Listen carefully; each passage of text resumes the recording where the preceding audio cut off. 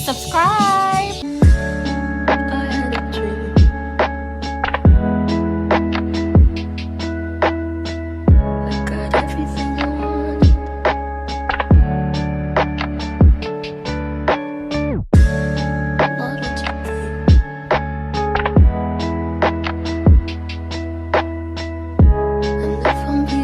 Hi guys, welcome to my YouTube channel.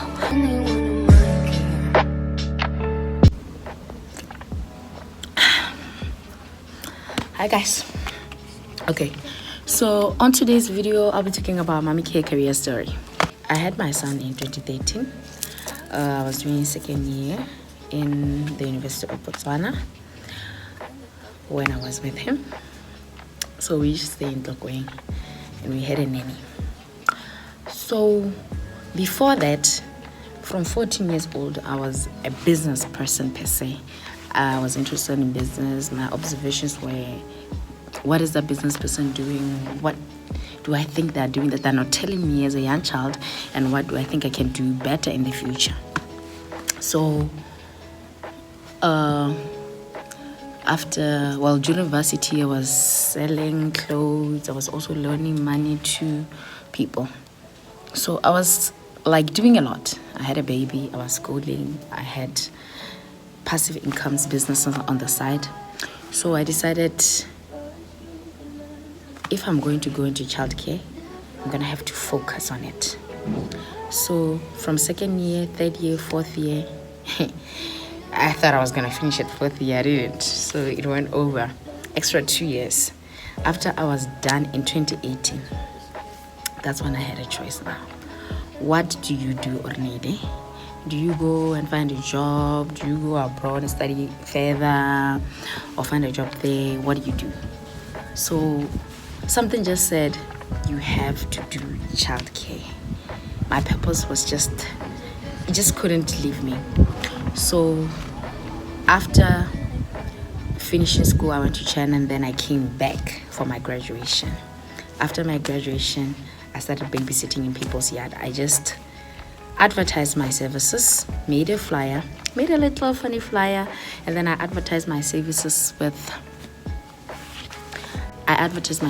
in the Botswana advertiser and made a Facebook page and advertised. So I started babysitting for people on weekends or during the week if they needed the service.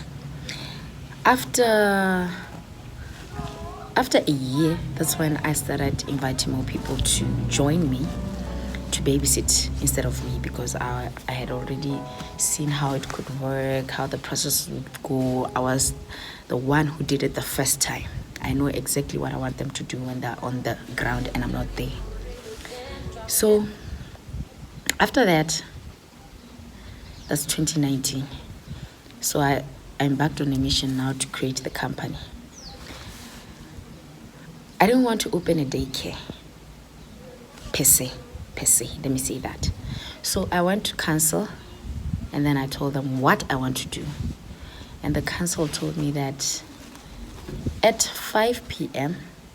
they expect parents to have picked up their children at daycare. So yeah, no, there's no way I can offer a 24/7 service at a school. That's when I decided, no problem, we are going to take the service to people's house. We'll do that 24/7 service from people's households because that is allowed. I'm not allowed to babysit a parent's child at night in a school. So that's how 24/7 babysitting came up. I already knew that's what I wanted to do. I thought I was going to open a daycare center that provides a 24/7 service, but instead the council said, no, you cannot do a 24/7 service in your own plot. At 5 p.m. parents must pick their child up. Okay. So 24/7 service to people's houses is what I provide. Then I started fixing my company profile, my everything, my letterheads, my quotations, my whatnot. So my dad is a company secretary. I started by registering at SIPA. I had already registered a business in 2010 when I finished Form 5. So I know the SEPA process. So in 2018, when I was registering Mummycare babysitters, well, I registered it officially in 2019. I didn't have a problem. I just did the SEPA thing. I booked the name, 20 pula, and then after the 20 pula, I paid 380 in total now to register the company. I didn't pay my dad anything because he's my dad, even though he's a company secretary. And then after that, I went to BRS to start the tax clearance processes. And then what else? Yeah, anything I forgot, you can ask in the comment section what you need to do to open a business through SEPA or whatever guidelines Botswana has. I did everything. I was just running around doing everything. Once I was done, advertised my business, babysitted, placed other people, started the HR processes of hiring, yeah, and creating a database. So that is in 2019 I get it after registering. And then Corona started. So in 2020, in Corona, my business was already providing a service to the home. So in my head, I'm thinking, okay, daycare centers are a group of people in one setting. So parents wouldn't want that during Corona because it's a risk. But the risk is less if one person goes to the household. So some parents really like that, but some parents were like, the risk is still pretty much the same because somebody is coming to my household, they can come with Corona or not. So Corona also affected us like any other business. 2021, we thought, okay, I think we'll survive it. Whatever comes in the future, 10, 20 years, whatever legacy or procedures and I leave, they will accommodate any pandemic. Yeah, and then let me see, what else? So 2021, 2022, we're getting our feedback, and now it's 2023. So from 2018 up until 2023, I've been bootstrapping. Is that what they call it? Yes, bootstrapping. No funding. I have just before COVID-19, I had secured a 40,000 loan. The person wanted equity in the company. So because I understand risk and I don't want to be in a situation where I don't know how to pay back a 40,000 bila loan, I decided, okay, I'll get a car and use whatever is left in the business so that if push comes to shove, I can sell the car and repay the loan. So after buying the car, I used it for any errands in the job and picked and drops for children, so I could see how that market works also, because we are everything childcare. And then, yeah, so during COVID, we got rid of the car because business was slow. We sold the car back and gave the investor the money. And then, yeah, so that's the only funding we've ever secured. We've ever secured. So up to date, we've been bootstrapping, and I have never made funding my first priority because I wanted my innovation to really grow and succeed in any kind of climate. So I wanted to fix everything, and I'm an economist also.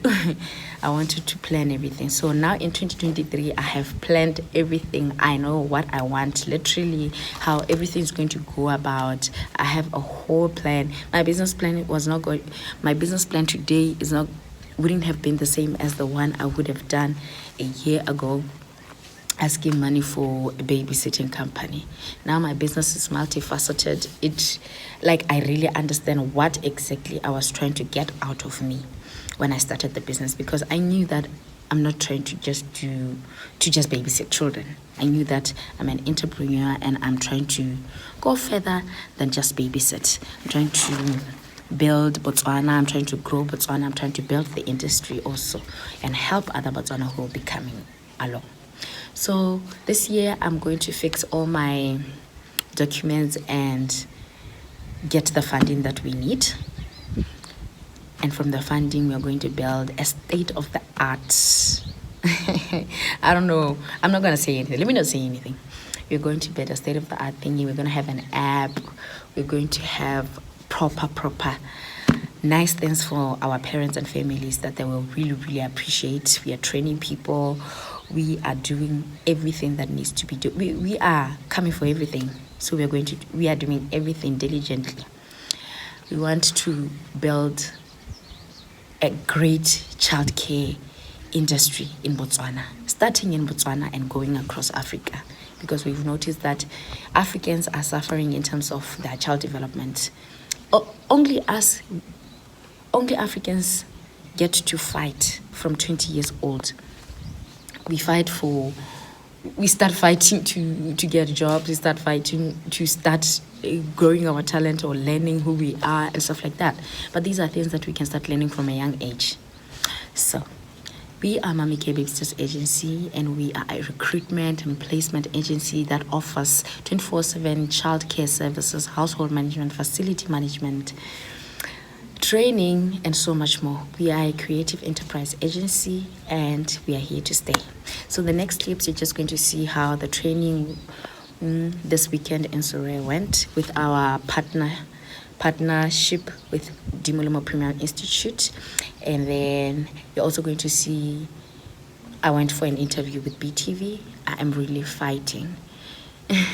So my name is Ornile Tsibani. Again, as usual, I am the founder and director of Mummycare Babysitters, and I wish to grow this company and show you what Africa is made of. Thank you so much for watching, and keep watching more of the episodes. This is Chasing Wealth with Ornile Tsibani, and I'm signing out. Hope you learned something from this video. No limit. Just know when you roll with a nigga like me, there's no limit, baby. No limit. I see murder that. No limit, baby. Yeah, that ghetto D girl, no limit. Just know when you roll with a nigga like me, there's no limit, baby. So if you've never been, girl, I would just love to take you there. Too clear.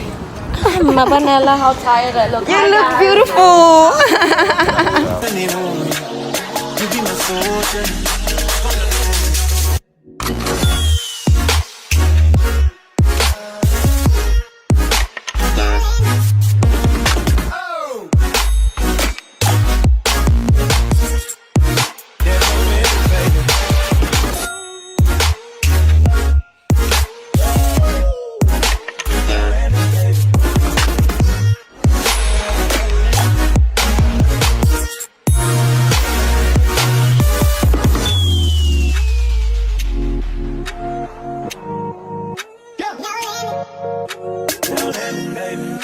No limit. Just know when you roll with a nigga like me, there's no limit, baby. No limit. I see murder that. No limit, baby.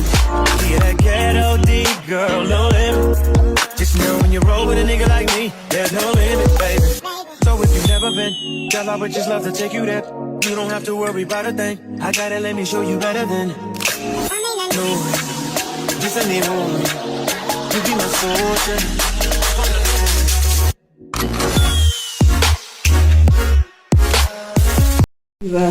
How mutsasa wa mutsasa jana mutsasa yana how mutsasa mo matsogo wa mutsasa o ka nna diphata mutsasa kwa go di ragala jana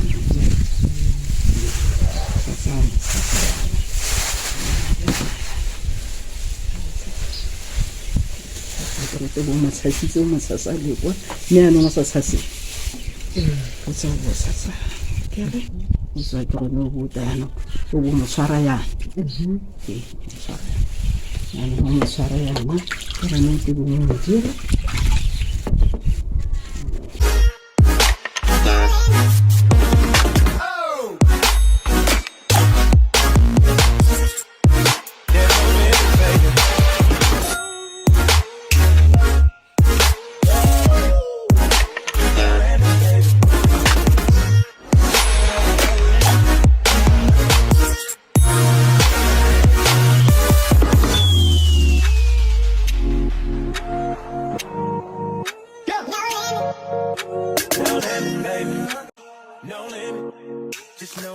with a nigga like me, there's no limit, baby. Hi, mommy. What's your name? My name is Ketwa. Yes. Our very humorous trainer. Yes.